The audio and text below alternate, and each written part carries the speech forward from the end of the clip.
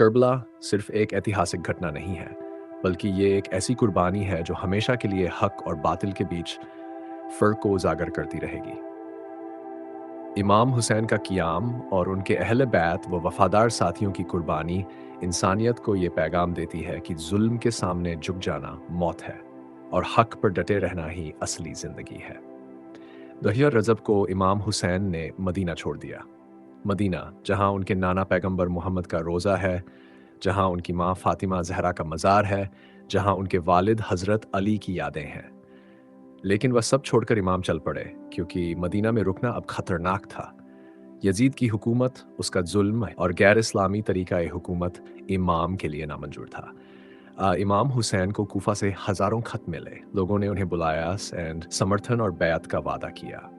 امام نے اپنے بھائی مسلم بن عقیل کو حالات کا جائزہ لینے بھیجا، لیکن کوفہ والوں کی وفاداری چند لمحوں میں بدل گئی اور مسلم بن عقیل کو شہید کر دیا گیا۔ محرم کو امام حسین کربلا پہنچتے ہیں۔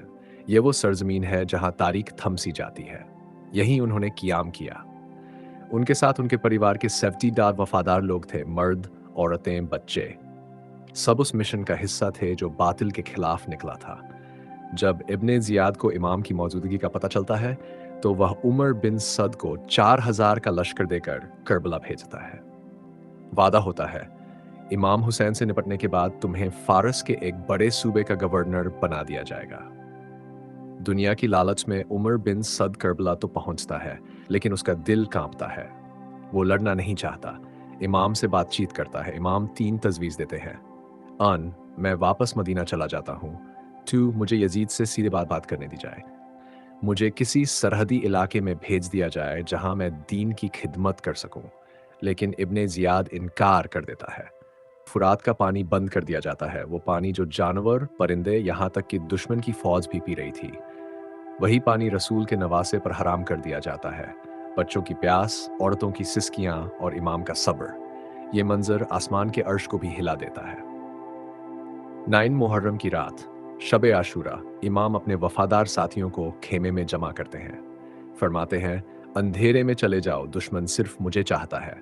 لیکن کوئی نہیں گیا۔ سب کہتے ہیں، ہم آپ کو اکیلا نہیں چھوڑیں گے، یا حسین۔ اس رات ہر خیمے سے تلاوت، نفل نمازوں اور دعاؤں کی آوازیں آتی ہیں۔ زمین پر فرشتے نازل ہو چکے تھے، کیونکہ اگلی صبح وہ دن تھا جب آسمان کا سورج بھی شرمسار ہو جاتا ہے۔ 10 محرم کی صبح امام نے اپنے ساتھیوں کے ساتھ فجر کی نماز ادا کی۔ پھر صفیں بنی، ایک طرف 70 وفادار، دوسری طرف ہزاروں کا لشکر۔ لیکن امام کے خیمے میں جو ایمان، عشق اور وفا کا جذبہ تھا، وہ کسی لشکر میں نہ تھا۔ جنگ شروع ہوتی ہے۔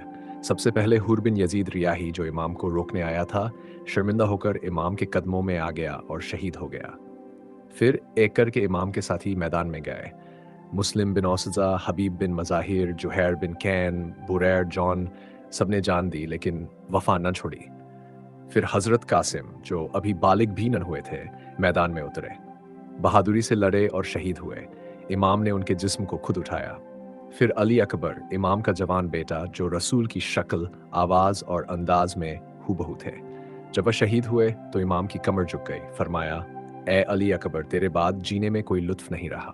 پھر حضرت عباس، کربلا کے علمدار، وفا کی مثال، دریا تک پہنچے، پانی بھرا لیکن ایک قطرہ بھی نہ پیا۔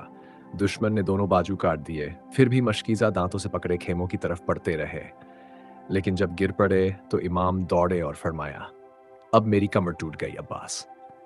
پھر امام نے اپنے 6 مہینے کے بیٹے علی اصغر کو اٹھایا، شاید کوئی رحم کھا لے، لیکن ہرملہ نے ایسا تیر مارا جو بچے کے گلے شہری اور امام کی گود کو چیرتا ہوا نکل گیا۔ امام نے اس کا لہو آسمان کی طرف اٹھایا لیکن زمین پر گرا دیا۔ اب امام حسین میدان میں اترتے ہیں۔ دشمن کی فوج کانپ رہی تھی۔ آخرکار شمر جیسے بدبخت نے حملہ کروا دیا۔ چاروں طرف سے حملہ ہوا۔ امام سجدے میں گرے اور ان کا سر تن سے جدا کر دیا گیا۔ امام کی لاش پر 33 نیزوں، 34 تلواروں اور بے شمار تیروں کے نشان تھے۔ پھر گھوڑوں سے ان کے جسم کو روندا گیا۔ امام زین العابدین جو بیمار تھے انہیں مارنا چاہا گیا، لیکن اللہ کی مرضی سے بچ گئے۔ خیموں کو جلا دیا گیا۔ اہل بیت کی خواتین کو قید کر کے کوفہ اور شام کی گلیوں میں گھمایا گیا۔